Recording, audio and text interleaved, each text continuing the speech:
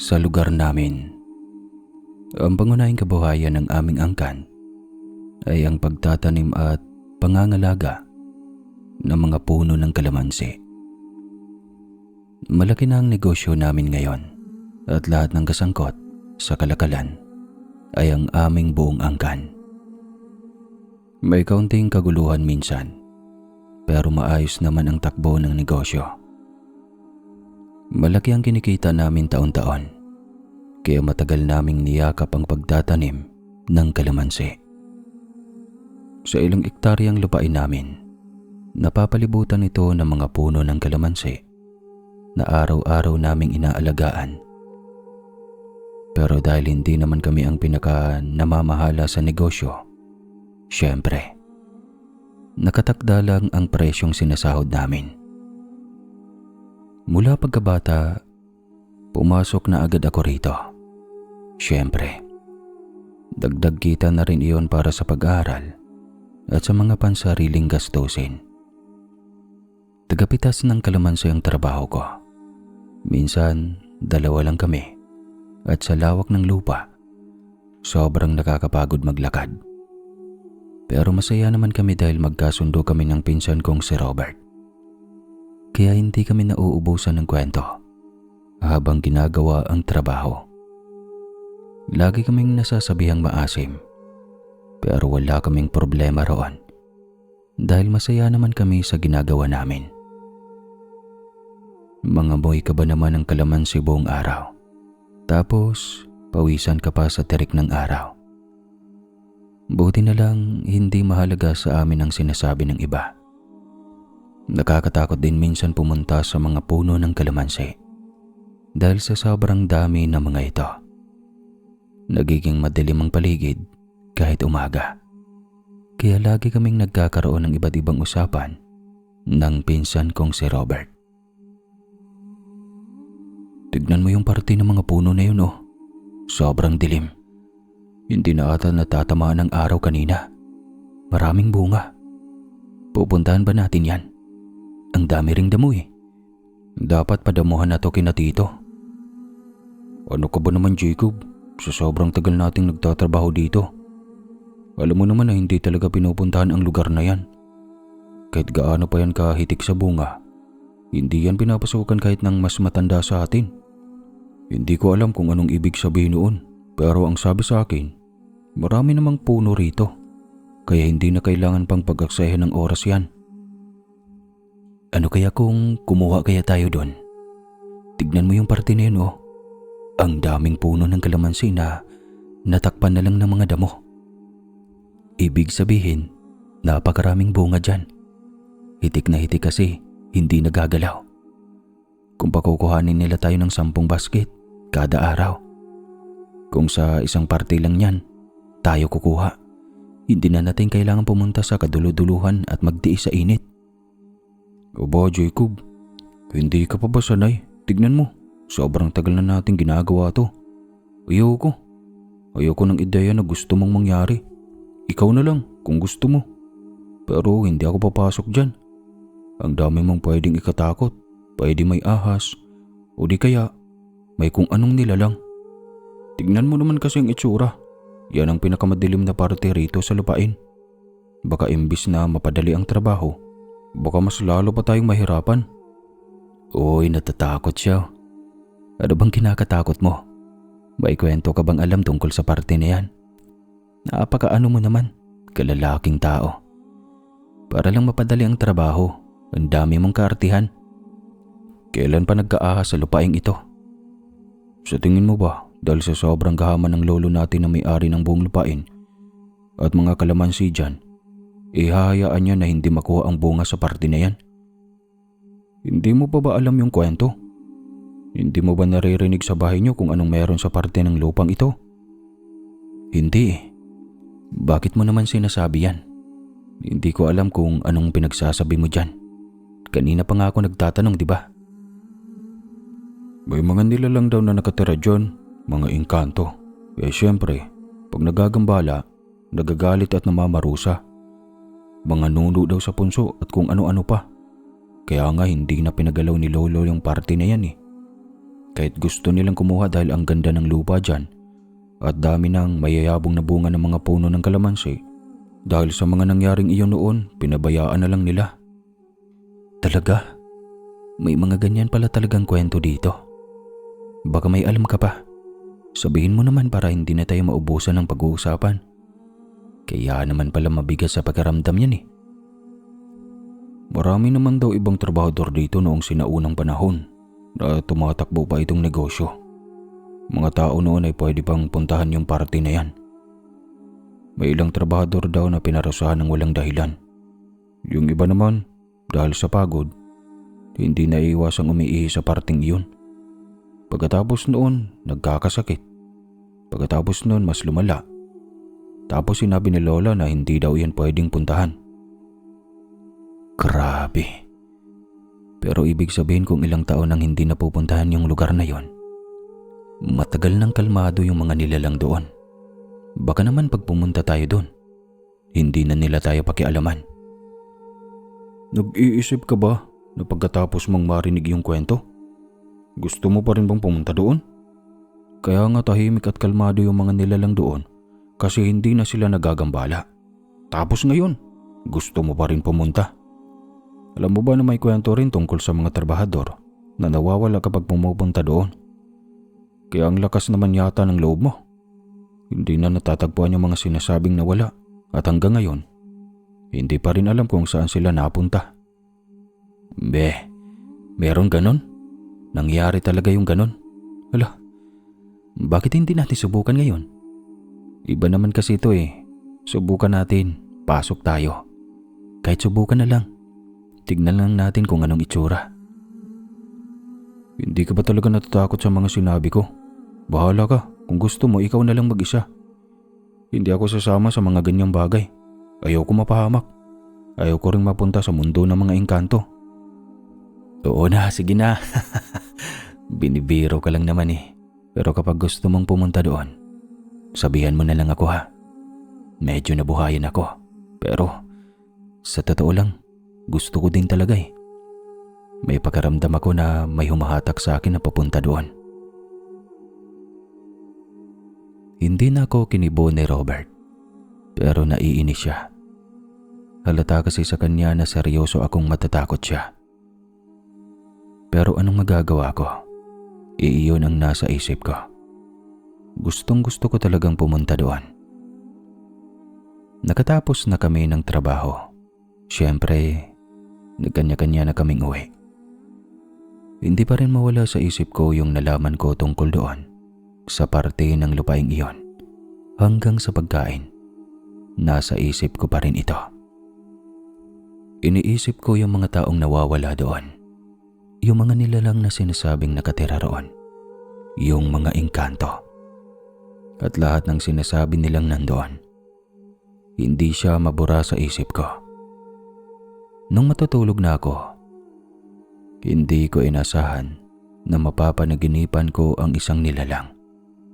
Isang batang lalaki na humihingi ng tulong sa akin. Naglalakad daw ako sa may lupain at nagtatrabahong mag-isa. Tapos napunta ako sa parte kung saan pinagbabawal kumuha ng kalamansi doon. May isang gusgusing batang lalaki na lumapit sa akin at humingi ng tulong. Kaya hindi naman ako nagdadalawang isip na lapitan siya. Ang nakakapagtaka lang, nakokontrol ko ang mga isinasagot ko. Parang kontrolado ko ang panaginip na yon. Pakiusap, tulungan mo ko. Matagal na po ako dito at hindi ako makaalis. Gusto ko na pong umuwi sa amin. Gusto ko nang umalis dito. Ilang taon na akong naghihirap. Gutom na ako. Uhaw na ako. Tulungan niyo po ako. O halika na, labas ka dyan. Alam ko yung daan pa uwi. Taga saan ka ba? At paano ka napunta dyan? Pinagbabawal ang pumunta sa lugar na yan. Baka makita ka ng ibang mga bantay at mapagalitan ka. Punta ka muna sa bahay. Halika.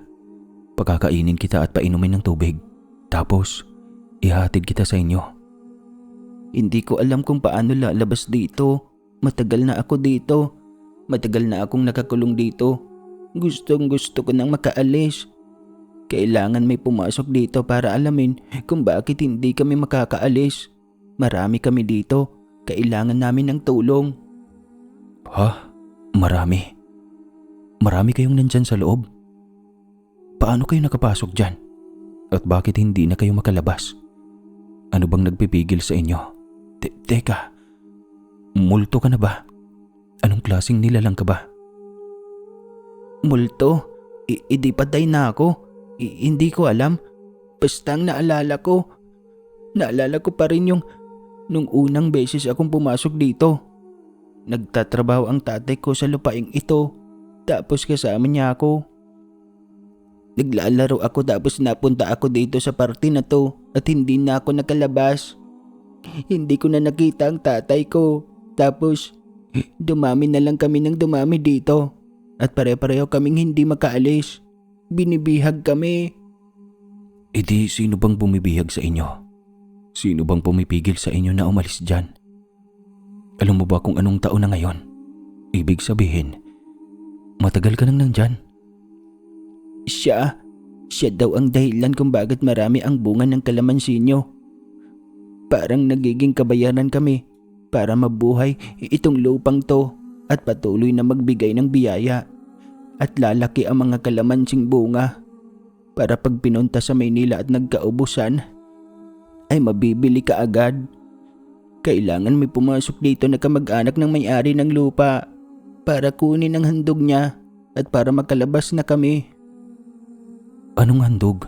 At saka anong nilalang ba yan? Tsaka, bakit sa akin ka lumapit?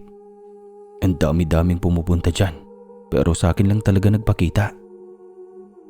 Anong magagawa ko naman? Kita mo, binata pa lang din ako. Kakatapos ko lang din sa pagiging bata. Dahil sa iyo niya gustong kunin ang pinapakuha niya. Kailangan kanyang kausapin. Kailangan niyang malaman mo ang mga dapat mong malaman. Hindi ako makakagawa niyan para sa iyo. Pumunta ka. Paggising mo kinabukasan, pumunta ka dito. Tapos pumasok ka para malaman mo. Aantayin ka namin maging handa. Inaasahan ka namin na ikaw ang makakatulong sa amin lahat. Sana hindi mo kami mabigo. Aba, saglit lang. Naguguluhan ako. Nalilito ako. Sandali lang. Huwag kang umalis. Bigla na lang lumakad sa kawalan yung bata. At hindi ko na siya nakita. Doon ako nagising. Pawis na pawis at biglang napapaisip. May hindi pa ba akong nalalaman sa lupang iyon? At bakit ako pa? Panaginip ba talaga yon? O totohanan na?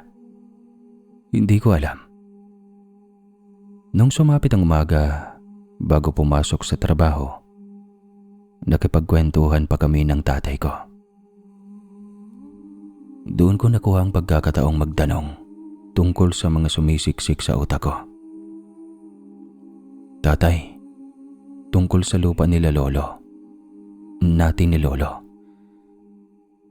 Di ba sabi niyo mahirap ang buhay noon at mabuti nakabili si lolo ng ganitong klase ng lupa para magkaroon ng kabuhayan ang buong pamilya natin na tumagal ng maraming taon. Anak, madiskarte lang talaga si lolo mo. Sa totoo lang, pinaglaban niya itong lupa na to. Hindi ito basta-basta lang napunta sa kanya. Marami siyang naging kaaway. Ang daming pangalan at ang daming proseso ang pinagdadaanan para lang masabing sa atin ang lupang ito.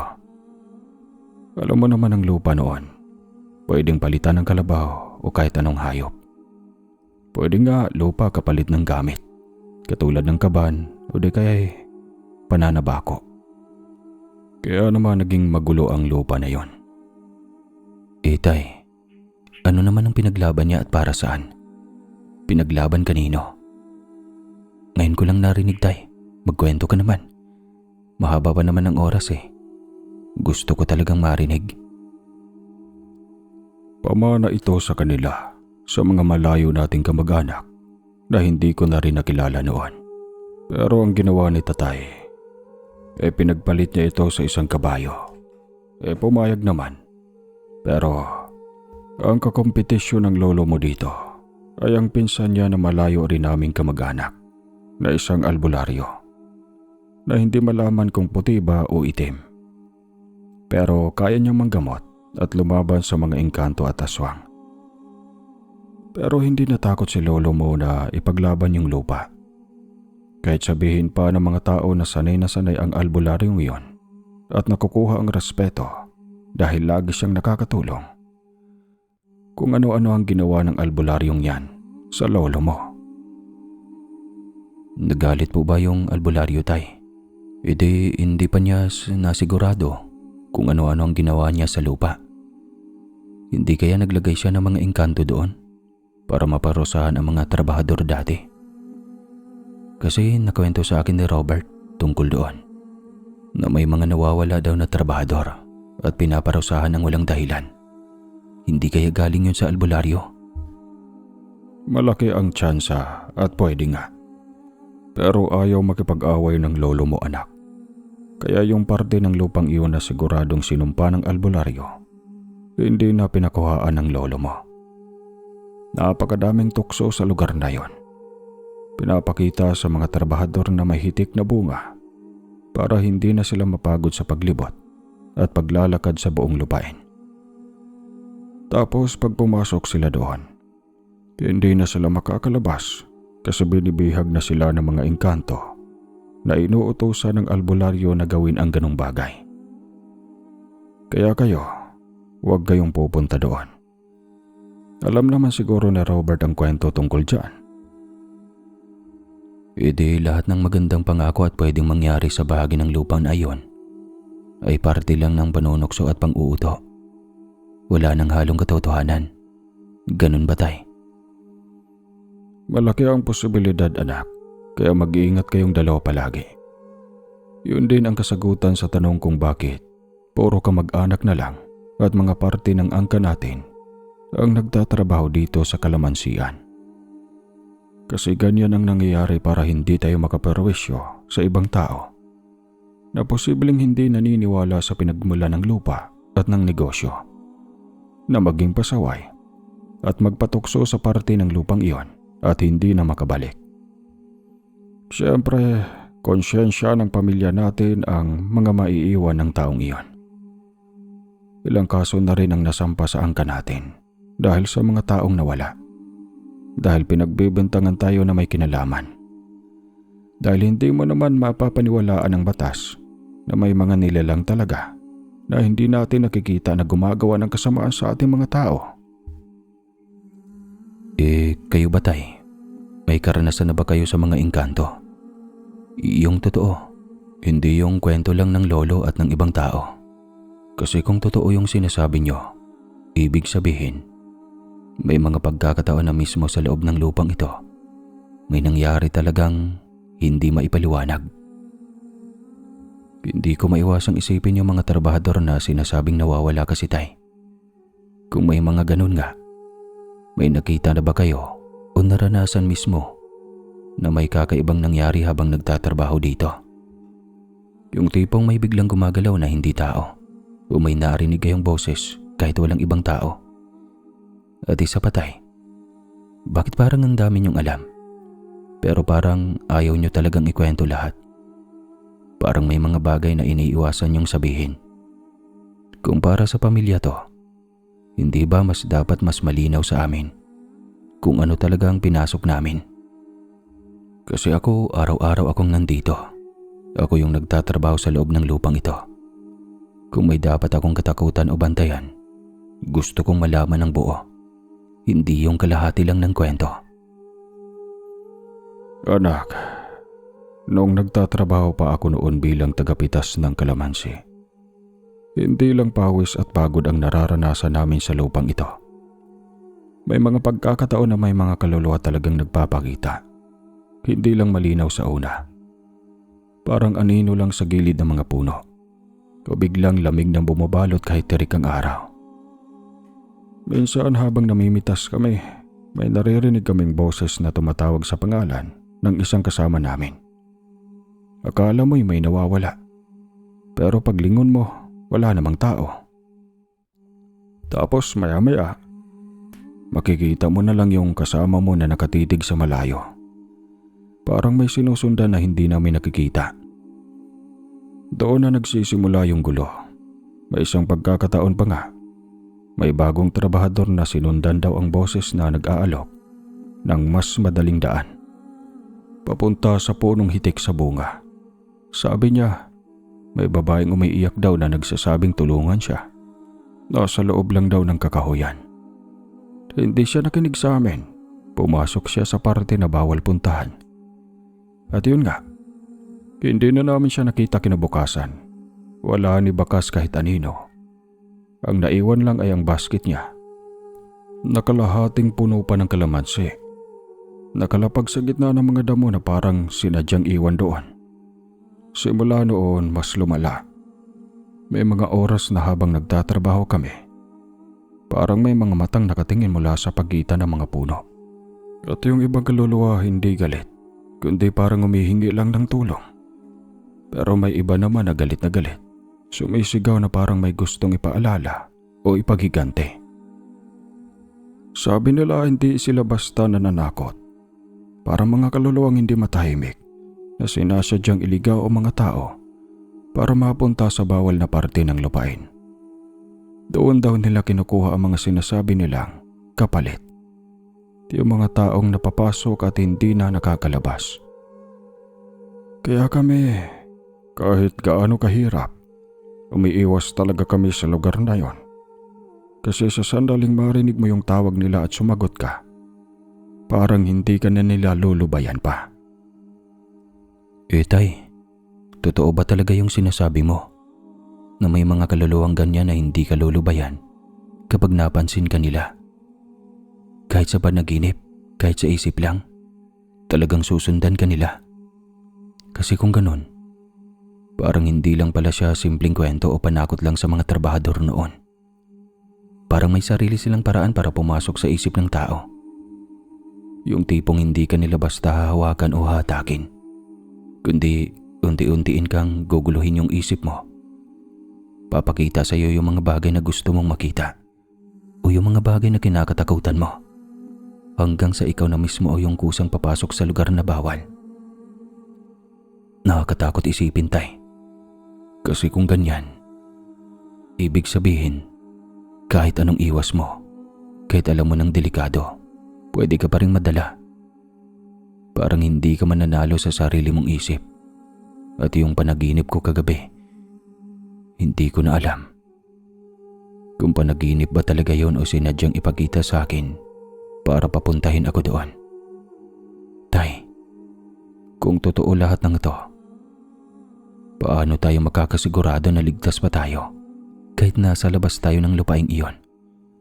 Paano kung hindi lang pala doon nagtatapos yung epekto nila? Paano kung kahit pag-uwi natin, sinusundan pa rin tayo? Anak, kumalma ka. Dinmahin mo na lang yon. Wala naman tayong ibang pagpipilian. Yan ang negosyo ng pamilya natin at matagal na yan. Hindi natin pwedeng basta talikuran na lang. Kahit ano pang kwento o paniniwala ang marinig mo, kailangan natin ipagpatuloy ang trabaho. Doon tayo kumukuha ng kabuhayan at doon tayo umaasa. Kung lagi natin papansinin ang mga sinasabi o kinakatakutan, hindi natin magagawa ang responsibilidad natin dito. Kaya ang gawin mo na lang, mag-ingat ka palagi at magtrabaho ng maayos. Huwag mong hayaang kainin ng takot ang isip mo, kasi sa huli, trabaho pa rin natin to at wala tayong ibang matatakbuhan kundi ang lupang ito. Tay, ganun na lang ba talaga yun? Dinmahin na lang kahit may mga bagay na hindi natin maintindihan o hindi natin kayang ipaliwanag? Paano kung may mali talaga sa lupang ito, Tay? Paano kung hindi lang ito simpleng takot o kwento, kundi totoong may kapalit yung patuloy nating pagtatrabaho dito? Sinasabi mong wala tayong ibang mapagpipilian, pero hindi ba mas delikado kung alam nating may nawawalang tao at may mga lugar na bawal pasukin, tapos itutuloy pa rin natin na parang wala lang? Hindi ko naman sinasabing iwan na natin agad, Tay, pero gusto ko lang sana na hindi tayo maging bulag. Gusto ko lang maintindihan kung hanggang saan tayo ligtas at hanggang saan tayo hindi. Kasi kung araw-araw tayong nandito, gusto kong sigurado ako na uuwi pa rin tayo ng buo. Anak, matagal nang wala nang nakukuhang mga tao ang mga engkanto na nasa bawal na parte ng lupain. Diba, nagsisimula ka dito bata ka pa lang. Wala na diba? Kaya malabo na yung mangyari sa ngayon. Matagal na rin tahimik ang lugar na yon. Wala nang kaguluhan na katulad ng dati. At maingat na rin ang lahat sa pag-iwas sa parte na hindi dapat pinapasok. Kaya wag mo nang masyadong isipin. Ang mahalaga, magtrabaho ka lang na maayos at huwag magpapadala sa takot o sa mga kwento. Ang dali kay tatay sabihin ang ganon, no? Na parang simpleng, matagal na, tahimik na, wala na yon. Pero hindi ganon kadali para sa akin. Kasi kahit anong pilit kong kalimutan, hindi mawala sa isip ko yung kwento. Yung mga nawawalang trabahador, yung bawal na parte ng lupain, yung mga sinasabing kaluluwa na nagpapakita, tapos pati yung panaginip ko. Yung batang humihingi ng tulong. Yung sinabi niyang marami sila na hindi sila makaalis. Ang mas nakakatakot doon ay hindi lang iyong takot mismo, kundi yung pagkaramdam na parang totoo siya. Yung parang may parte sa akin na naniniwala na hindi lang siya imahinasyon. Kasi kung panaginip lang iyon, bakit parang may bigat sa dibdib ko na dala-dala ko hanggang sa pagising? Bakit parang may humihila sa isip ko pabalik doon, sa lugar na hindi ko pa naman napupuntahan ng buo? Iniisip ko rin, ano kaya yung mga nakita nila noon? Yung mga taong hindi na nakalabas. Kung totoo man na may humihila o nanliling lang doon, sa loob ng lupain, ano kaya ang ipinapakita nila sa mga taong pumapasok? Bakit hindi ka agad takot? Baka una, pangako pa nga.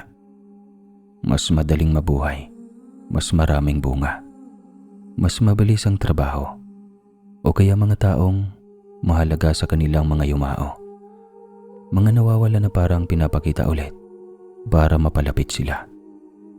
Tapos kapag tuluyan ka ng makapasok, doon na siguro nag-iiba ang lahat. Yung dating alam mong daan, nawawala. Yung mga tunog nagiging iba. Yung pagramdam na parang may kasabay ka kahit wala naman. Yung oras, hindi mo na alam kung gumagalaw pa ba o hindi. Kaya kahit sabihin ni tatay na matagal na yon at tahimik na, hindi pa rin mawawala sa isip ko. Paano kung hindi lang pala sila tahimik? Paano kung naghihintay lang sila ng susunod na papasok? Pinaglipat-lipat ko muna sa isipan ko ang lahat dahil kailangan ko magtrabaho. Nagkita naman kami ni Robert nang pumunta kami sa kalamansian. Hindi maganda ang panahon noong araw na yon. Umuulan. Pero gusto naming gawing daan ng pera. Kaya tuloy pa rin kami sa trabaho. Gusto ko sanang ikwento kay Robert ang mga nalaman ko. Ngunit hindi ko na magawang ibuka ang bibig sa lugar na yon at pag-usapan ang mga kababalaghan. Dahil alam kong nandoon ang mga nilalang na naririnig ko na naman. Pigang-piga ako at nahihirapan. Pero ayos lang dahil baka balikan kami ng mga nilalang at hindi nalulubayan. Nung madako kami sa parte na malapit sa pinagbabawal na lupain, bigla ko siyang nakita. Yung bata. Hindi na yun panaginip. Totoo na. Nasa harapan ko siya. Malinaw. Parang mas totoo pa kaysa sa mga puno sa paligid. Parang uminto yung mundo ko sa isang iglap. Yung lakas ng ulan. Yung hampas ng hangin. Pati yung boses ni Robert sa likod ko. Lahat ay nawala. At ang natira lang ay siya na lang. Hindi ako agad nakakilos. Para akong naipit sa kinatatayuan ko. Parang may kung anong mabigat na kamay na pumipigil sa katawan ko. Ramdam ko yung lamig sa bato ko. Bumababa hanggang sa dibdib ko, habang unti-unting naninigas yung mga daliri ko. Hindi ko alam kung saan ako titingin, sa kanya ba o sa paligid. Baka may iba pang biglang sumulpot. Yung mukha niya, hindi ko maipaliwanag. Hindi lang basta gutom o pagod. May halo siyang pamilyar na lungkot na parang matagal nang nakabaon doon. Yung klase ng tingin na parang kilala ka niya, kahit hindi mo pa siya nakikilala ng buo. At sa sandaling iyon, parang ako naman yung napansin niya lang talaga sa lahat. Namutla ako. Alam ko yun kahit hindi ko na kailangang makita ang sarili ko. Yung pagkaramdam na parang umatras lahat ng tugo sa katawan ko. Gustong-gusto kong lumingon kay Robert. Gusto kong sumigaw. Gusto kong magsabi ng kahit ano. Pero walang lumalabas sa bibig ko. Parang nakalimutan ko kung paano magsalita. At ang pinaka nakakatakot doon ay hindi siya gumagalaw kaagad. Parang hinihintay niya kung lalapit ako. Parang sinusukat niya kung tatakbo ba ako o hindi. Yung katahimikan sa pagitan naming dalawa, mas malakas pa kaysa sa kahit anong ingay ng paligid. Sa isip ko, iisa lang yung tumatakbo. Bakit nandito siya ulit? Bakit ako ang nakikita niya ngayon sa lahat ng tao na nandito? Natigilan ako nang bigla niyang hinawakan ng kamay ko. Yung lamig ng palad niya, hindi parang normal na bata. Parang galing sa kung saan na mas malamig pa sa ulan. Hindi ako nakapalag. Parang nawala yung lahat ng lakas sa katawan ko. Para bang hindi na ako yung kumokontrol sa sarili ko. Bigla niya akong hinila papasok sa pinagbabawal na lupain. Hindi ko na kayang lumingon sa likod ko. Gusto kong hanapin si Robert. Gusto kong sumigaw. Gusto kong magpumiglas pero parang may nakabara sa lalamunan ko. Yung bawat hakbang ko, hindi ko na alam kung akin pa ba o sa kanya na. Parang hinihila lang ako ng hinihila. Habang nakasunod lang ako na parang bangkay na buhay pa ang katawan. Habang papasok kami, unti-unting nagbago ang paligid. Mas lumakas ang ulan, hindi na parang normal na ulan. Para bang bumigat. Parang may dalang ng kung anong bigat na bumabagsak sa balat. Yung hangin, humahagibi sa pagitan ng mga puno ng kalamansi. Na para bang may dala na itong bagyo sa bawat ihip. At doon ko napansin, bigla na lang dumidilim. Hindi lang dahil sa ulap, kundi dahil sa mga puno mismo.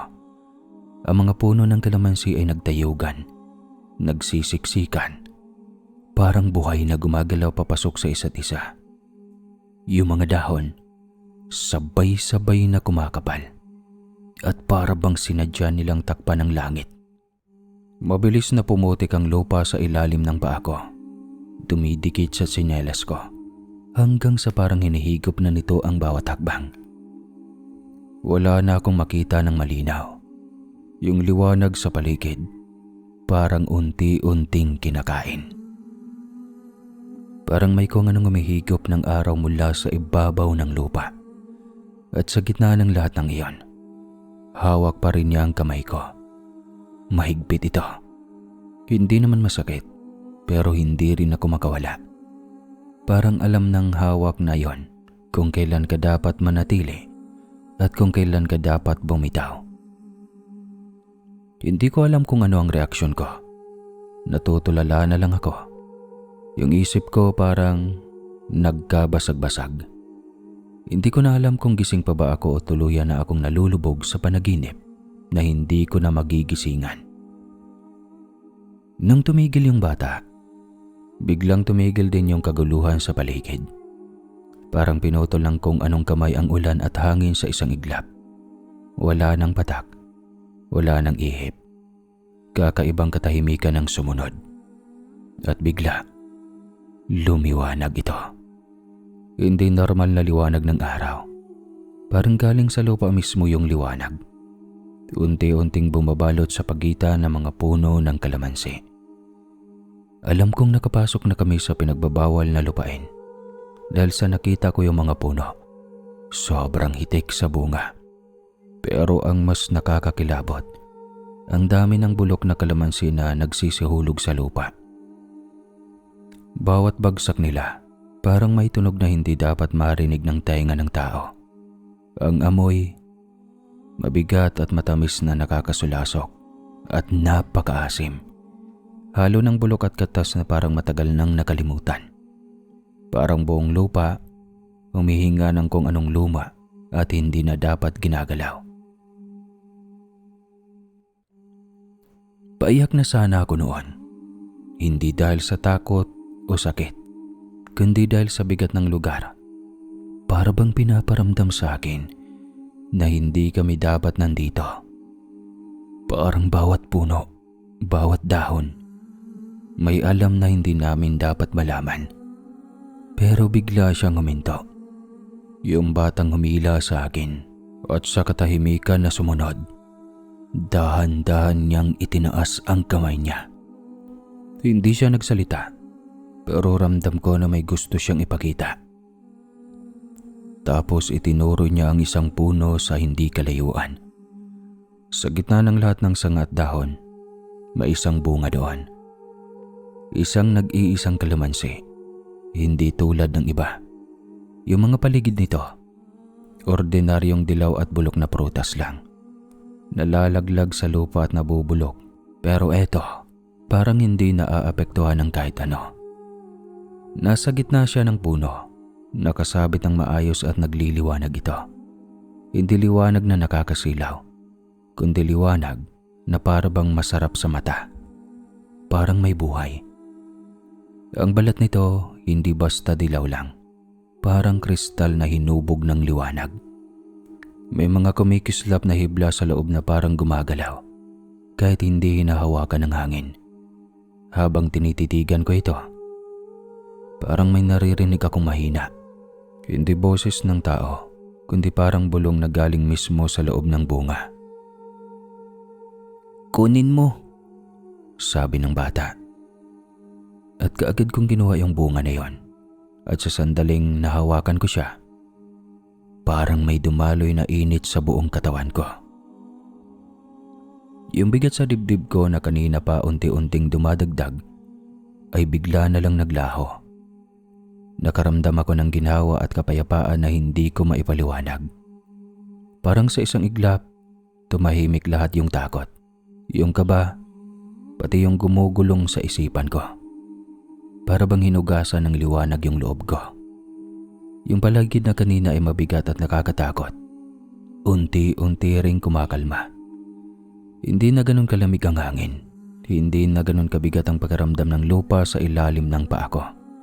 Yung mga puno ng kalamansi, kahit nananatiling hitik at siksik, parang hindi na sila nakakatakot tignan. At yung bata, nakatayo lang sa harap ko, nakatingin.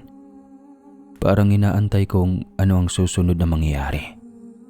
Hindi na siya nakakatakot tignan sa pagkakataong iyon. Parang mas malinaw ko na siyang nakikita. Parang hindi na siya kaluluwa ng takot, kundi isang bagay na matagal nang naghihintay na matapos. At sa gitna ng katahimikang iyon, parang unti-unting bumabagal ang lahat. Yung paghinga ko, bumalik na sa normal. Yung isip ko, hindi na nagkakagulo. Ano ito? Bakit sa akin mo itinuro ang mahiwagang bunga na to? Sigurado akong hindi ito normal. Anong kapalit nito? Kung meron, hindi ko to gusto. Ibabalik mo na lang ako doon. Pakiramdam ko naman, napalaya na kita sa pagpasok ko dito. Iyan ang handog ko sa iyo. Kasi ikaw lang ang bukod tanging tao na hindi nag-alangan na pumasok sa pinagbabawal na parte ng lupang ito. Marami nang dumaan, marami nang tinawag, marami nang sinubukang akitin, pero lahat sila umatras. Ikaw lang ang hindi. Ikaw lang ang tumuloy kahit alam mong may bawal, kahit alam mong may takot. Kaya ikaw ang napili. Hindi dahil ikaw ang pinakamalakas, kundi dahil ikaw ang hindi nagduda sa hakbang mo. Sa lahat ng pumasok dito, ikaw lang ang hindi tumalikod. Kaya maraming salamat. Sa isang iglap, biglang nagpalit ng anyo ang bata sa harap ko. Unti-unting lumalim ang kanyang muka, kumunot ang balat, at ang inosenteng tingin ay napalitan ng mabigat na titig. Napaatras ako at napabulong. Hindi ka bata. Tinitigan ko siya ng mabuti habang bumabalik sa isip ko ang mga kwento ni tatay. Yung anyo niya, yung presyensya, yung bigat ng pakaramdam sa paligid. Ikaw? Napasinghap ako. Ikaw yung albularyo. Ikaw yung tinutukoy ni tatay. Ikaw yung nakalaban ni Lolo sa lupaing ito. Oo, ako nga. At mali ang paliwanag nila sa inyo sa totoong nangyari. Hindi naman talaga nagkaroon ng alitan tungkol sa lupang ito. At hindi ako masama ni hindi ko ito isinumpa. Kaya lamang naging malupit ang lugar na ito ay dahil sa mga masasamang nilalang at mapanglokong mga engkanto na nakinabang sa negatibong enerhiya na pinapaniwala sa inyo. Naging pagkakataon iyon ng mga kalaban ko para palabasing ako ang masama. Pero hindi iyon totoo. Wala akong galit sa lupaing ito. Kahit ako pa ang naagawan dahil alam kong sa akin talaga ito. Dapat tinanggap ko iyon ng bukal sa aking dibdib. May sarili naman akong lupain. At kahit hindi ito kasing laki nito, sapat na iyon para mabuhay ako. Ang kailangan ko lamang ay isang kamag-anak na papasok dito nang walang takot at hindi naniniwalang ako ang pinagmumulan ng kasamaan o ang nag-utos sa mga engkanto rito. At dahil nakuha mo ang mahiwagang kalamansi, magkakaroon ka ng kakaibang swerte sa buhay at yaman. Ingatan mo iyan, iho, dahil maaaring agawin iyan ng kung anumang masamang nilalang. Ama, nung nalilito na ako sa mga nangyayari, hindi ko na alam kung ano ang paniniwalaan ko. Pero kung sakali man, ayoko sanang madamay sa alitan ng angka natin. Ilang taon na ang nakalipas at sigurado naman na hindi pa kami mag-anak nang mangyari iyon. Kaya hindi dapat ako kasali. Ibalik mo na lang ako sa normal na parte ng lupa, Manong. Ayoko ng kalamansing ito. Ayoko na ng lahat ng ito. Kung may kapalit man to, ayoko nang tanggapin. May babalikan pa ako. Walang kapalit yan, iho. Maniwala ka sa akin. Tanggapin mo ang kalamansing iyan dahil sa iyo talaga yan nakatalaga. At kung paano mo yan gagamitin, kung aabusihin mo man, nasa sayo na yon. Basta't hanggat hawak mo yan, hindi ka tatablan ng kahit anong sakit at magkakaroon ka ng labis na swerte. Matatakot sa iyo ang mga masamang nilalang, lalo na ang mga aswang. Maaari mo rin yang gamitin kung gusto mong makatulong sa panggangabot sa mga kapwa natin. Maraming gamit ang bagay na yan. Nasa sayo na ang lahat. Paano ko naman ito aalagaan at itatago? Paano ko ito magagamit? Wala akong ideya. Baka maging burara lang ako at mawala ko pa ito. Huwag mong isipin na parang ordinaryong bagay lang yan, iho. Ang kalamansing iyan ay hindi nawawala basta-basta at hindi rin nagpapakita sa kung sino lang ang may hawak. Bahagi na yan ang kapalaran mo. Alagaan mo yan sa pamamagitan ng paggalang. Huwag mong gagamitin sa masama o sa pansariling kapritsyo. Itago mo kung saan ka komportable, pero huwag mong ilalayo sa sarili mo ng matagal. Kusang mananatili yan sa'yo hanggat karapat dapat ka pa. At kung paano mo yan magagamit, mararamdaman mo yon. Hindi mo kailangang pilitin. Darating ang pagkakataon na ikaw mismo ang makakaalam kung kailan at paano. Kapag ginamit mo yan para sa kabutihan, lalo lang lalakas ang bisa niyan. Pero kapag inabuso mo, kusang mawawala sa iyo ang biyayang dala niyan. Kaya huwag kang matakot na mawala yan. Ang dapat mong bantayan ay kung karapat dapat ka bang hawakan ang kapangyarihan na nasa palad mo ngayon. Hindi ko po alam kung handa na ako sa ganito. Parang ang bigat naman ang pinapasa mo sa akin. Hindi ko naman inihingi ito, tapos ngayon nasa kamay ko na. Paano kung magkamali ako? Paano kung hindi ko magamit ang tama? Hindi rin ako sigurado kung karapat-dapat ba ako sa sinasabi mong kapangyarihan. Isa lang akong simpleng tagapitas ng kalamansi. Wala akong alam sa mga ganitong bagay. Baka imbes na makatulong ako, lalo ko pang mapahamak ang sarili ko o ang iba. Pero kung totoo man ang sinasabi mo, kung may dahilan kung bakit ako ang napili, siguro wala na rin akong ibang magagawa kundi tanggapin ito. Hindi dahil gusto ko, kundi dahil napunta na sa akin.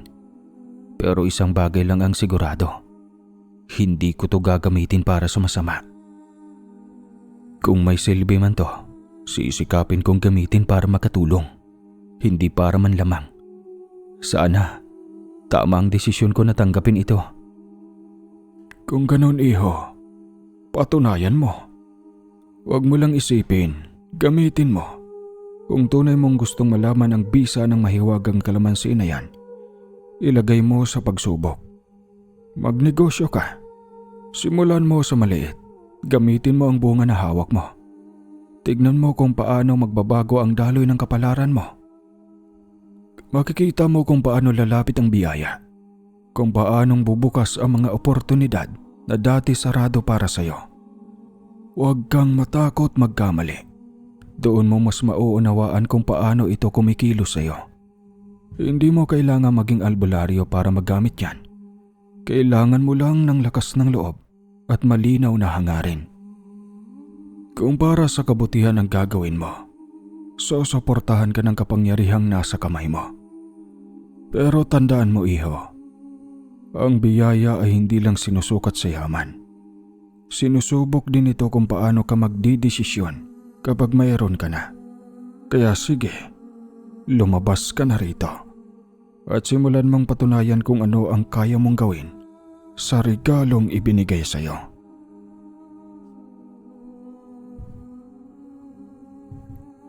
Sa imposibleng dahilan, nakalabas ako sa lugar na iyon. Tapos pagbalik ko, sa palagay ko ay tunay na mundo na. Umuulan pa rin. Galit na galit sa akin si Robert kung saan-saan na daw niya ako hinahanap. Nagduda siya na baka pumasok ako sa pinagbabawal na lupa. Pero dahil naniniwala siya na kapag pumasok ka doon ay hindi ka na makakalabas, hindi na niya itinuloy ang binintang niya. Ano ba, Jacob? Oras ng trabaho, saan ka nagpupunta? Kita mo ang lakas ng ulan. Pinag-aalala mo pa ako. Pasalamat ka at hindi pa ako humihingi ng tulong sa mga kasama natin. Malilintikan ka sa tatay mo kapag nalaman niyang nawala ka. Saan ka ba galing? Saan ka ba talaga nagpupunta? Patuloy na tanong ni Robert. Mas tumitindi ang inis sa boses niya habang pinagmamasdan ako mula ulo hanggang paa. Parang sinusuri kong may mali sa akin. Robert, pasensya na. Hindi ko sinasadya. Naligaw lang ako. Akala ko makakabalik agad ako. Hindi ako pumasok sa kung saan-saan. Naligaw lang talaga ako. Buisit ka. Alam mo ba, halos masira na ako kakaisip kung nasaan ka na. Hindi ako mapakali kung saan ka pumunta. Natatakot ako na baka pumasok ka sa pinagbabawal na lupain. Muntik na akong maiyak. Alam mo ba yun? Akala mo ba madali lang sa akin to? Uy, nag-aalala ka talaga ha. Ibig sabihin may paki ka sa akin oh. Mahal mo pala ako, pinsan. Ano ba yan? Kinikilig naman ako sa'yo. Grabe ka. Bigla mo akong pinapakilig dito nang wala sa oras. Akala ko ba lagi mo akong iniinis? Sige na, promise. Di ako mawawala agad-agad. Pero kung mawawala man ako, hahanapin mo rin ako, di ba? Bading, baliw ka na. Huwag mo akong bisitin ngayon. Baka isumbong kita sa tatay mo. Sinasabi ko sa iyo, ewan ko lang sa iyo, Jacob. Halika na, magtrabaho na tayo. Robert, may hihingin sana akong opinyon sa iyo. Ano kayang magandang negosyo sa tingin mo na hindi maaapektuhan ng trabaho natin? Gusto ko rin kasing magnegosyo para may dagdag kita na. May naisip ka ba? Ano pa ba? Alam nga namang mag-isip ka pa ng kung ano-ano. Gumawa ka na lang ng panghaplas gamit ang kalamansi o di kaya pang-inom. Siyempre, hindi yung pampahid ha. Yung iniinom. Kalamansi juice. Lagyan mo ng konting asukal o kung gusto mo, pwede ring puro. Ibenta mo sa labas kahit nakabote. Bahala ka kung anong style mo. Kasi gusto yan ng matatanda eh. Kita ko sa bahay namin. At himala, nakaisip na rin ng magnegosyo.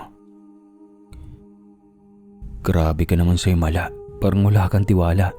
Pero maganda yung naisip mo. Tulungan mo nga ako. Subukan nating pigaan yung isang pitsil. Sa tingin ko, makakagawa na tayo ng mga 5 bote. Kapag may nasarapan, dadamihan natin sa susunod. Dito na lang tayo kukuha sa may lupa.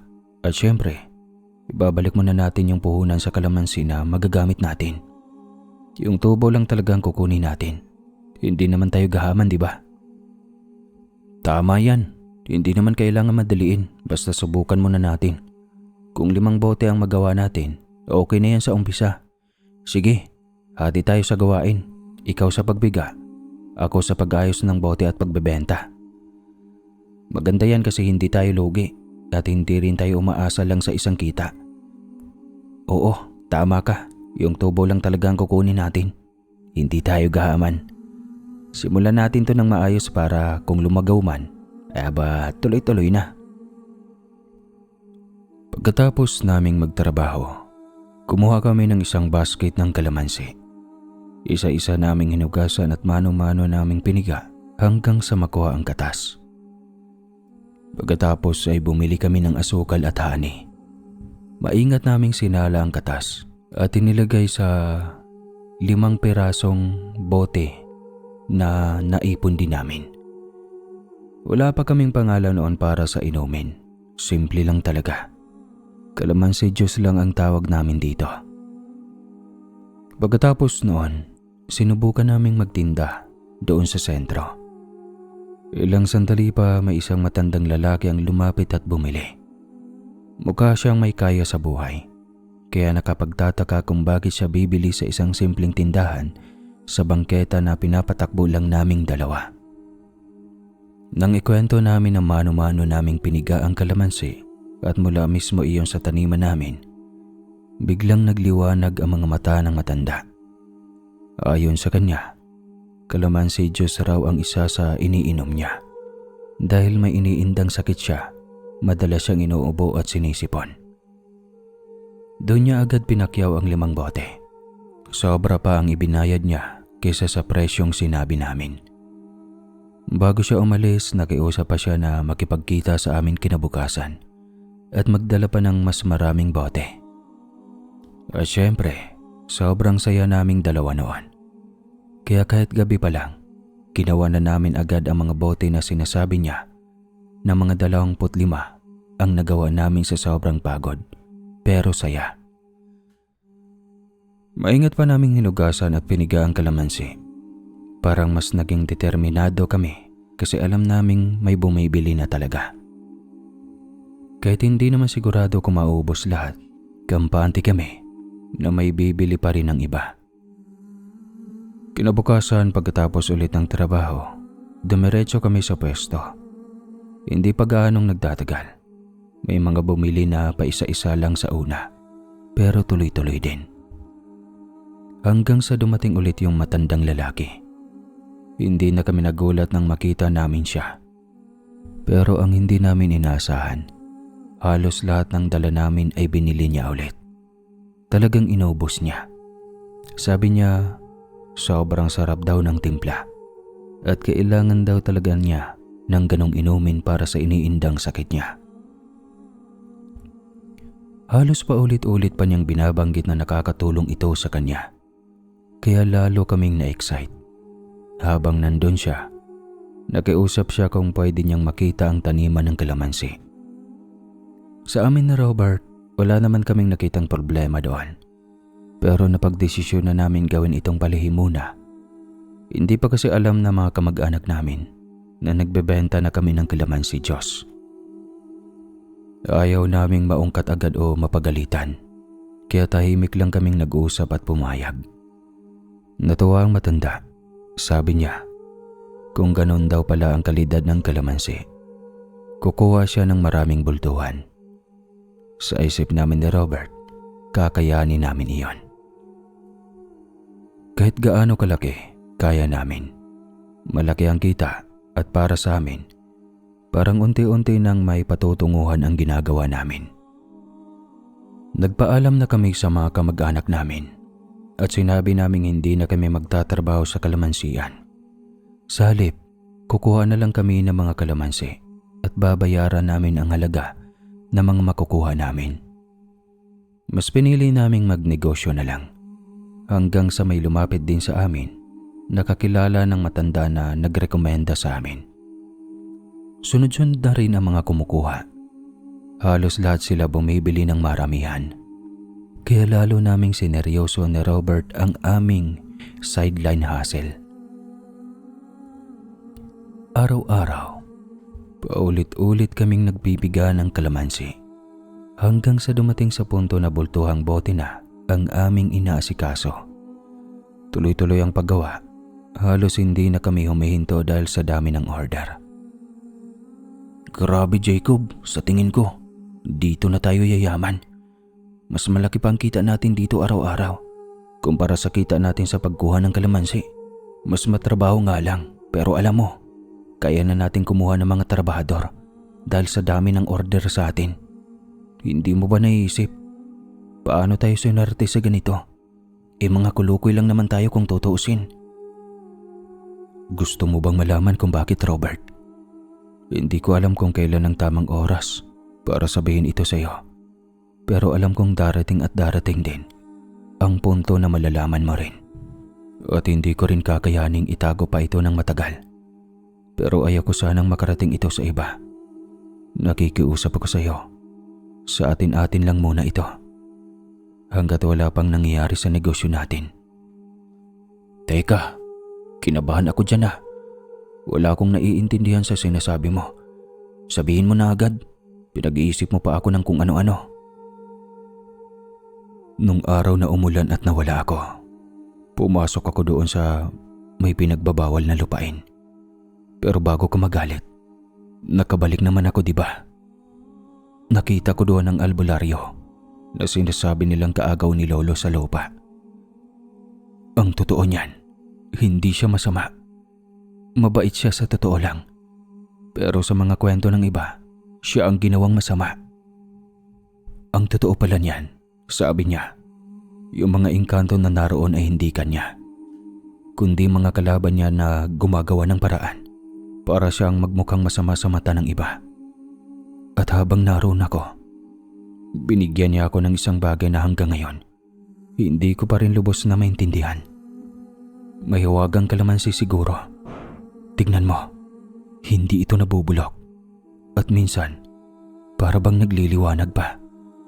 Sabi niya, magdadala raw ito ng swerte at kapayapaan sa buhay ko. Basta karapat-dapat akong humawak dito. Maaari rin daw itong makatulong sa panggagamot at sa pagtaboy ng mga masasamang impluensya. Subalit kailangan daw gamitin ng tama at may disiplina. At dagdag pa niya, kung gusto ko raw patunayang hindi siya nanloloko, magnegosyo daw ako. At tignan mo, mula nang simulan natin ang kalamansi Diyos, talagang pumapatok ang negosyo natin. Kaya sana, wag mo muna itong sabihin kina mama at papa, pati kina tito. Sa atin lang muna ito hanggat wala pang nangyayari. Para kung sakaling may aberya o may problema, tayong dalawa lang ang may alam at makakapag-usap. At yun ang pakiusap ko sa iyo, Robert. Teka, Jacob, seryoso ka ba sa sinasabi mo? Albularyo? Engkanto? Mahiwagang kalamansi? Hindi ko alam kung anong nangyari sa'yo nung nawala ka. Pero yung sinasabi mo parang ang hirap paniwalaan. Pero kung totoo man yan o hindi, isa lang ang masasabi ko. Guwapo ako. Di, joke lang. Buang. Isa lang ang masasabi ko. Huwag mong ipapasok yan sa negosyo natin. Sa paraang magulo. Trabaho to, Jacob. Pinaghirapan natin to. Kung talagang swerte ang kalamansi na yan, okay. Pero kung magsisimula na tayong malito, kung ano ang totoo sa hindi, baka tayo rin ang masira. Sa ngayon, itatago ko to dahil kaibigan din kita. Di lang basta pinsan. Pero Jacob, mag-ingat ka sa paniniwala mo. Alam ko, Robert. Kaya nga sinasabi ko sa iyo ng maayos. Kasi ayaw kong basta nalang lumaki to sa isip kong mag-isa. Hindi ko rin sinasabing maniwala ka kaagad. Naiintindihan ko kung bakit ka nagdududa. Ako rin. Kung ibang tao magsabi sa akin ito, iisipin kong hindi totoo. Pero Robert, totoo yung nangyari sa akin nung nawala ako. Hindi ko rin maintindihan ang lahat. Pero yung kalamansi na bigay sa akin, hindi siya normal. Yun lang yung sigurado ako. Ang gusto ko lang, mag-ingat tayo. Hindi natin kailangan ipagsabi sa iba. Sa negosyo natin, doon muna tayo mag-focus. Kung swerte man to o hindi, trabaho pa rin natin to. Kaibigan din kita, Robert.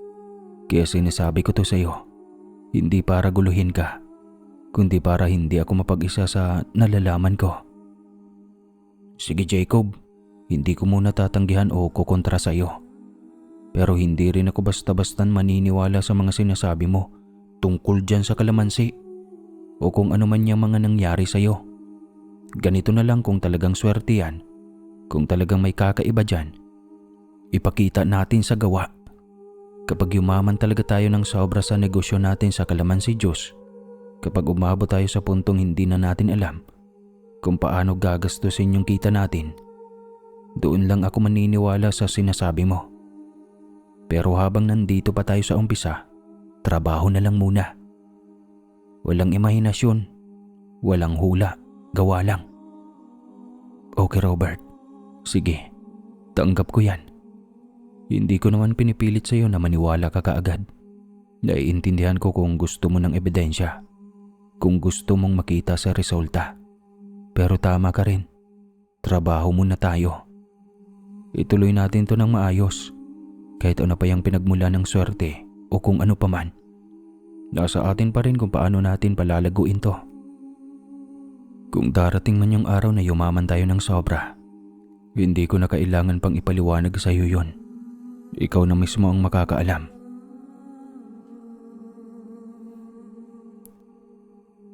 Tinanggap ko bilang hamon ang sinabi sa akin ni Robert. Gusto kong patunayan sa kanya na hindi ako nag-i-imagine lang at hindi ako nagsisinungaling. Doon na nagsimula na tuloy-tuloy ang trabaho naming dalawa.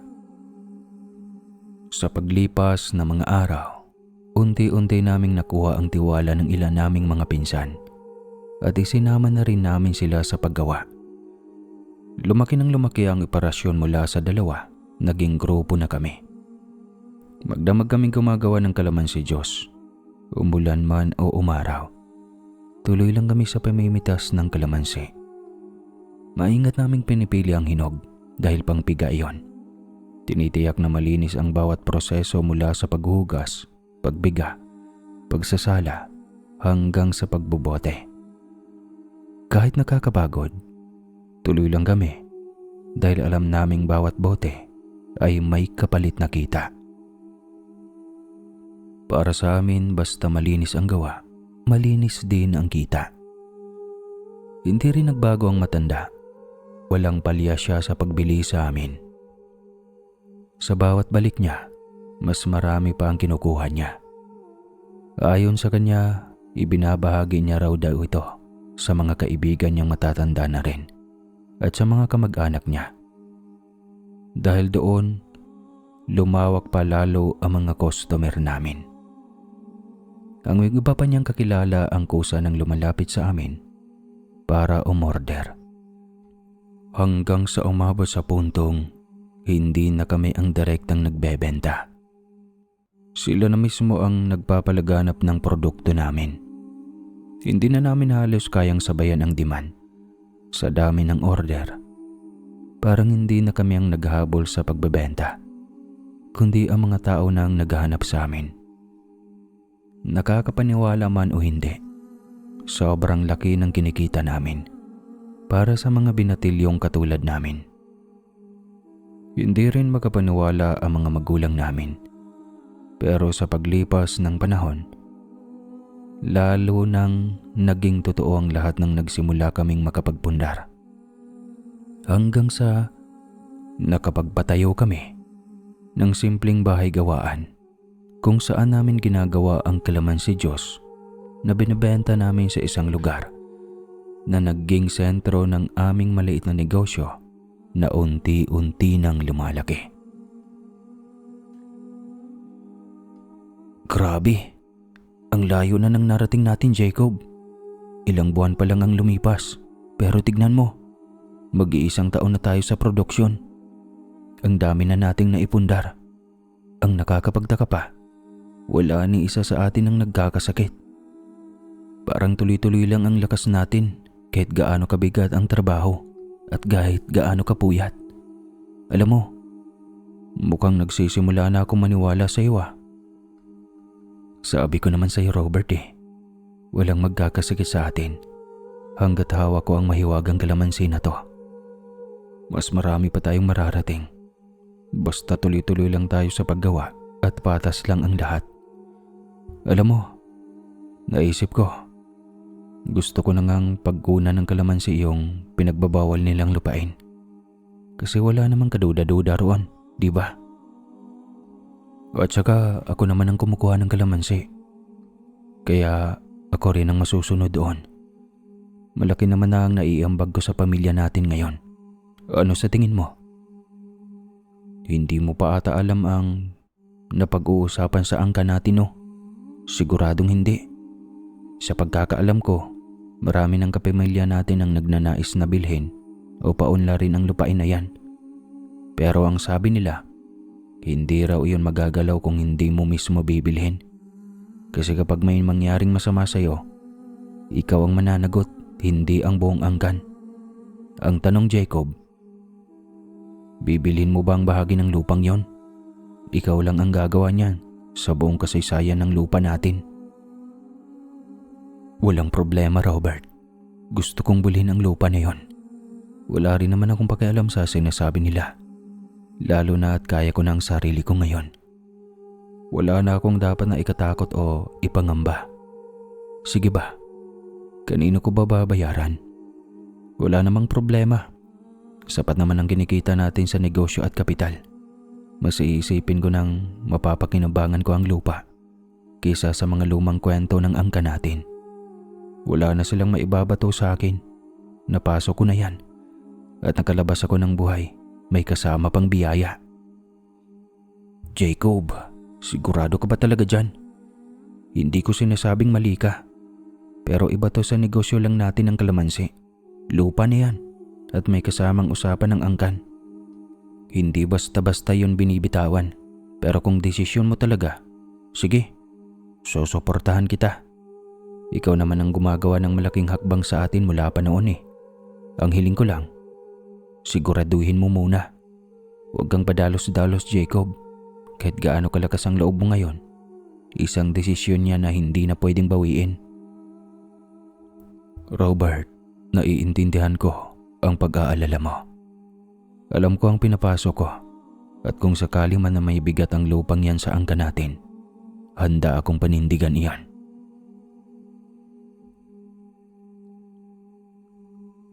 Nang kumalat sa amin ang balita, marami ang nagsabi sa akin ng kung ano-anong babala at pagpipigil. Pero hindi ako nagpaapekto. Buo na ang loob ko na ituloy ang plano ko. Sa huli, nabayaran ko na ang anak ng lolo ko na siyang tunay na may-ari ng lupa para sa bahagi nito. Wala sa mga kamag-anak ko ang gustong tumulong sa paglilinis ng lugar. Kaya kumuha ako ng ibang tao. Binabantayan ko sila habang nililinis namin ang matinding kasukalan ng lupa. Hanggang sa mabuksan ang daan patungo sa isang kubo na matagal nang nakatago. At doon kami nagulat. buhay pa pala ang albularyo. Akala ko noon isa na lang siyang alaala o kaluluwa ng nakaraan. Ilang taon na siyang nabubuhay, mahigit 100 na ang edad. Pero maniwala man kayo o sa hindi, basta maniwala na lang kayo. Pero malakas pa rin at malinaw ang isip nito. Nagulat siya nang makita ko. Pero sa kabila ng lahat, may ngiti pa rin sa kanyang mga labi. Hindi ko siya pinaalis sa lupang iyon dahil sa akin ayon at ako ang may kapangyarihang magdesisyon. Hinayaan ko siyang manatili roon. Tinulungan ko pa siya sa iba niyang mga pangangailangan. Wala ring nagawa ang mga kamag-anak namin. Marami rin sa kanila ang naawa nito. Kaya kahit papano ay kamag-anak pa rin namin siya kahit malayo na ang pinanggagalingan. Pero sa matagal na panahon, nabulag sila sa kwento na siya raw ang masama at ang lolo ko ang mabuti. Sa akin, hindi na iyon mahalaga. Mas inuna ko ang pagpapatuloy ng negosyo namin. Sa paglipas ng panahon, napansin namin ang kakaibang pagbabago sa lupaing iyon. Sobrang bilis mamunga ng mga puno roon. Napakataba ng lupa. Parang hindi nauubusan ng sustansya. Mas mabilis kaming nakakagawa at nakakatapos ng produksyon. Hindi ko alam kung anong uri ng hiwaga ang mayroon sa lupaing iyon. Pero talagang kakaiba ang ani ng kalamansi. Mas malalaki, mas makikinis, at mas mayaman ang katas. Hindi na ganun kaasim ang lasa. May bahagyang tamis na hindi mo maipaliwanag. At sa katunayan nga, pag ang mga kalamansi na to ay nailuwas sa Maynila, panis ang taga Luzon. Kahit itanong mo pa sa taga Maynila, na kapag taga Mindoro ay malalaki talaga ang mga kalamansi.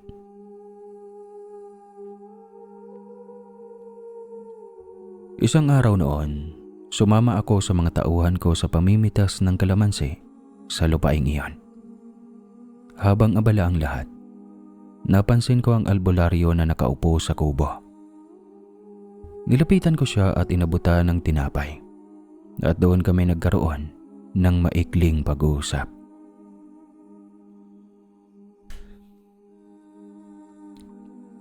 Kinaganda mo nga naman, Jacob.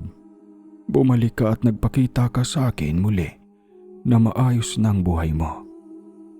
Iyan naman ang sinasabi ko sa iyo noon, di ba? Mabuti na lang at ginawa mong karapat-dapat ang sarili mo para sa mutya na yon. Huwag kang mag-alala. Hindi na magbabago at hindi na aalis ang mutya na iyan sa iyo. Siguro nga, malapit na rin akong mawala. Ako'y matatapos na sa misyon ko sa buhay ang maipamana ang mutya ng kalamansi. Lo, huwag naman po kayong magsalita ng ganyan. Habaan niyo pa po ang buhay niyo. Ngayon, umuunlad na ako dahil sa inyo. Marami pa kayong kailangang makita. Binata pa lang ako. Wala pa akong nobya. Hindi pa ako nag-aasawa. Hindi niyo pa makikita ang magiging mga anak ko. Nakaya niyong mabuhay ng ganon katagal. Kaya mas lalo niyo pa dapat na pahabain ang buhay niyo ngayon. Hindi naman kayo mukhang nanghihina eh. Tsaka, huwag po kayong masyadong maniwala sa mga misyon-misyon na sinasabi ninyo. Nasa inyo pa rin naman kung kailan kayo susuko o magpapatuloy sa buhay. Jacob, salamat sa malasakit mo sa akin. Matagal na panahon na rin ang lumipas at bihira na akong makarinig ng ganyang salita sa isang kabataang kagaya mo. Pero ang buhay ng tao, hindi natin hawak, iho. Kahit gaano pa tayo kabuti, kahit gaano pa tayo katatag, may hangganan pa rin ang lahat. Hindi ko sinasabing susuko na ako ngayon. Ang sinasabi ko lang, natapos ko na ang kailangan kong tapusin. Kung ano man ang itinanim ko, nakikita ko na ngayon na unti-unti nang namumunga. Yung mutya na sinasabi ko sa iyo, Hindi lang iyon kapangyarihan o swerte. Isa iyon sa mga bagay na dapat ingatan at ipinagkatiwala ko na sa iyo. At tungkol naman sa buhay ko, huwag kang mag-alala ng sobra. Mas importante na makita kitang maayos, may direksyon, at marunong mag-alaga ng ipinagkatiwala sa iyo. Yun ang mas mahalaga para sa akin ngayon, Jacob. Hindi po, Lo. Hindi ako papayag na gano'n na lang yon. Kung may matapos man kayong misyon, hindi pa po tapos ang papel ninyo sa buhay ko. Marami pa kayong pwedeng maituro at marami pa akong gustong maipakita sa inyo. Alam ko malaki ang utang na loob ko sa inyo dahil sa mutya ng kalamansi. Pero hindi ibig sabihin nun, itatanggapin ko na lang na mawawala na lang kayo. Habang kaya nyo pa, habang malakas pa kayo, manatili po kayo. Hindi lang sa lupaing ito sa buhay. Hindi pa to tapos. Hindi pa tapos ang kwento natin. Jacob, hindi lahat ng bagay na mahal natin pwede nating pigilan. Ang oras hindi natin kayang utusan. Kahit gaano mo pa kagustong manatili ang isang tao, kung tapos na ang panahon niya, darating at darating pa rin ang dulo. Pero pakinggan mo ko, iho. Hindi ibig sabihin ng pag-alis ay pagkawala. Minsan, doon pa lang nagsisimula ang tunay na pamana. Kung may natutunan ka sa akin, ipagpatuloy mo lang. Alagaan mo ang negosyo mo, ang mga tao mo, at ang lupaing iyan ng may pag-iingat at kabutihan. Yon ang tangi kong hiling sa'yo na lagi mong tatandaan. Lumipas sa mga taon na parang hindi namin namamalayan. Una, naging 5 taon. Sunod, halos 10. At sa bawat paglipas ng panahon, mas lalo lang lumalaki ang lahat ng sinimulan namin ni Robert. Ang maliit na kalamansi Diyos na sinimulan lang sa bangketa. Ngayon ay may sarili ng pangalan, may supply, may mga tauhan, at may mga koneksyong umaabot na sa iba't ibang bayan. Hindi na namin kailangang magbenta mismo. May mga taong nakapaligid na sa amin, mga distributor, mga suki, mga negosyanteng gustong makipag-deal. Yung simpleng ideya noon na piga-piga lang ng kalamansi, naging negosyo na may direksyon, may disiplina, at may patuloy na lumalawak na kita. Pero sa gitna ng lahat ng iyon, siya yung matandang albularyo, hindi nawala. Akala ko noon tama siya sa sinabi niyang may hangganan ng tao. Akala ko rin baka isang araw maglalaho na lang siya at iiwan na lang sa amin ang lahat ng misteryo at alaala ng mutya ng kalamansi. Pero hindi. Nandoon pa rin siya. Tahimik lang sa sulok ng lupain, sa kubong hindi namin giniba. Nakaupo lang minsan habang pinagmamasdan ang mga punong kalamansi na ngayon ay parang hindi lang basta halaman. Parang buhay na sumasabay na sa pag-unlad namin. Kapag dumadaan ako, minsan nginingitian niya lang ako. Parang alam na alam niya ang lahat ng nangyayari kahit hindi niya itanong. At sa totoo lang, sa bawat taon na lumilipas, mas lalo kong napapansin kung gaano siya kalakas. Hindi siya mukhang humihina. Hindi siya mukhang nagkakasakit. Parang ang oras mismo ay hindi siya kayang galawin. Sa mga mata niya, nakikita ko pa rin yung parehong liwanag. Yung taong parang hindi na lang basta tao, kundi bahagi ng mismong lupaing inalagaan namin. Si Robert naman, matagal na rin tumigil sa pagtatanong tungkol sa mutya. Dati, siya yung laging may alinlangan, laging may tanong. Pero habang lumalaki ang negosyo at nakikita niya ang mismong mga bunga ng lahat, unti-unti rin siyang natahimik. Hindi na niya kine-question pa.